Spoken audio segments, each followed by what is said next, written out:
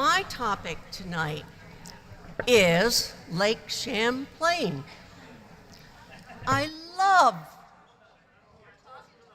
Get really close to the mic. Okay, sorry. How about that? Okay. I love Lake Champlain. I've loved Lake Champlain ever since I can even remember anything.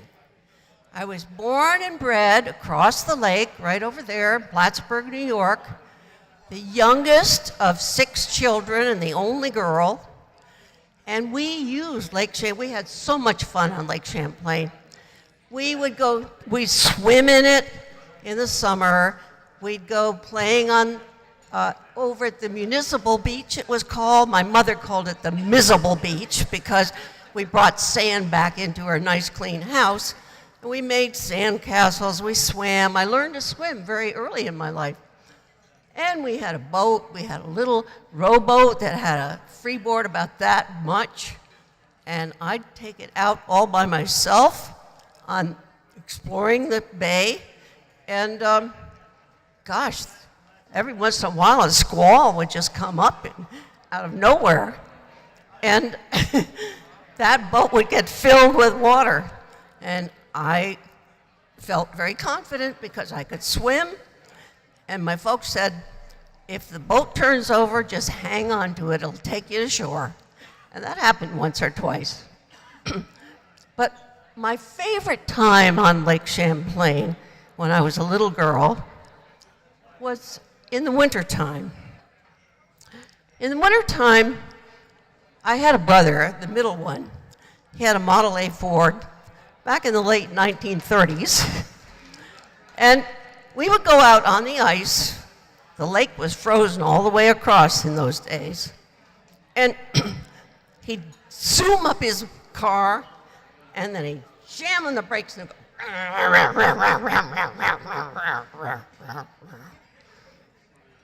Then he'd go up and do it again, and that was most fun. But when I got older, what we would do is we'd attach a rope to the back bumper of the car, and then we'd skate on the lake and let the car pull us along, or if there was snow on the lake, we would go snow skiing with the car. Well, one day, I think it was probably early February, a Saturday morning, I heard some noise down in the basement. And it was a pounding noise. I walked down to the basement to see what was going on. My oldest brother, Paul, was there pounding away on this kite-shaped frame. And I said, "What you doing, Paul?" He said, making a skate kite. A skate kite? What for? What are you going to do with it? Well, there's going to be a big wind out of the north tomorrow. And I'm going to go out on the lake and let it take me all the way down to the family farm, which is 10 miles south. I said, well, gosh, that's a long way. He said, you want to come? I said, sure. But I can't hang on to that kite. It's bigger than you are. And he said, oh, I'll hang on to the kite. You hang on to me. So we took off in front of the McDonald Monument, and the bay was frozen solid. He got out the kite. I got behind him, hugged him around the waist, and we went whooshing down the lake. It was so beautiful. It was like sailing, only better. And then all of a sudden he said, hey, watch out, sis, you gotta jump. I said, what do you mean you gotta jump? He said, there's a big crack in the ice coming up, and it was shaped like this. There was a piece of ice over another piece of ice under it, and water in between. He said, when I say jump, jump. So we jumped up over this ice, went over this crack, and then we sailed on very nicely beyond that. We got picked up down at the farm. When we ended up near, I think it was just north of Osable Point, where Route 9 comes before you get to the point. and one of my other brothers picked me up. We went home, took a hot bath, had supper, laid by a crackling fire in the living room listening to, I guess it was Jack Benny and Fred Allen and those programs over the radio, eating apples and popcorn and butternuts. Well, we also skied a lot. And we would go to Lake Placid sometimes, but sometimes we'd drive across the lake to come over to Stowe. And Stowe had a better way of getting up the hill. It had a chairlift at that time. So one morning, Paul came by and said, wake up, sis.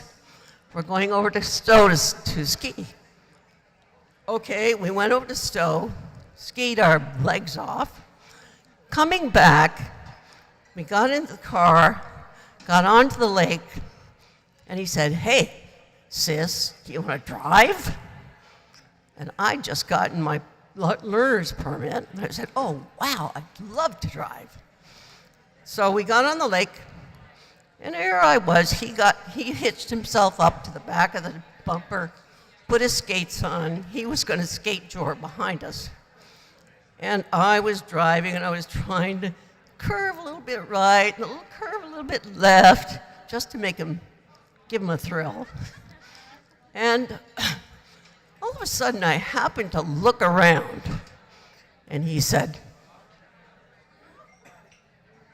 and I looked over there, I turned around, looked over there, open body of water. We were headed for it. I remembered at that very moment, thank goodness, that my youngest brother, Jonathan, had taught me that when you come on an icy road, you come to a curve, you never jam on the brakes. You never jam on the brakes. You move your wheel just gently and go around the curve. That's what I did. There was the open body of lake. I was just gently moving the wheel, let it drift to a stop. We avoided the lake, the open water. I got out of the truck, and my legs were shaking like leaves on a high, windy day.